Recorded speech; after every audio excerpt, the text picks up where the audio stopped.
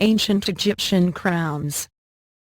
Ancient Egyptians have number of different crowns that could be worn by the kings, the gods and the royal women.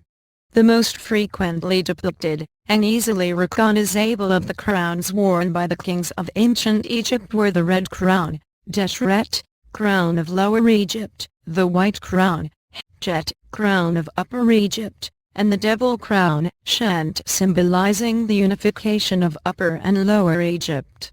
In ancient Egypt, there were a number of different types of crowns, mostly worn by gods, kings and queens, and sometimes their children. Sometimes, as in the case of the red and white crowns, they could also be combined to form a special symbolism, such as in this case, the unity of Upper and Lower Egypt under one ruler. Gods and kings were never represented without one, because they indicated important aspects of both royalty, divinity, and of Egypt itself. Crowns and headdresses were mostly made of organic materials and have not survived, but we know what they looked like from many pictures and statues. The best known crown is from Tutankhamun's golden death mask.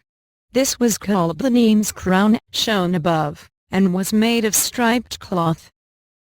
It was tied around the head, covered the neck and shoulders, and was knotted into a tail at the back. The brow was decorated with the urace, a cobra and vulture. The political and religious significance of crowns for the image of the king can be inferred from the fact that different headdresses were favored in different periods. Thus, some types of crown do not appear in the Amarna period, as an example.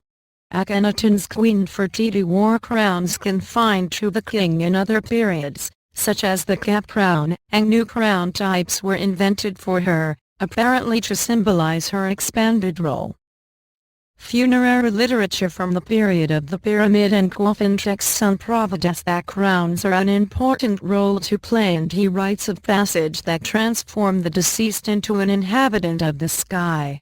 Endowing him with divine attributes such as radiance, they both lean the dead king to the gods of the sky and impart to him authority over them. The crowns were symbols of wealth and power, which had to be given up when one was defeated in battle.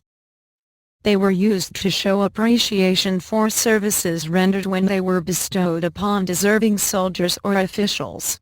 They were a means to impress one's status, one's dominance and one's opulence upon others by distributing them as largesse.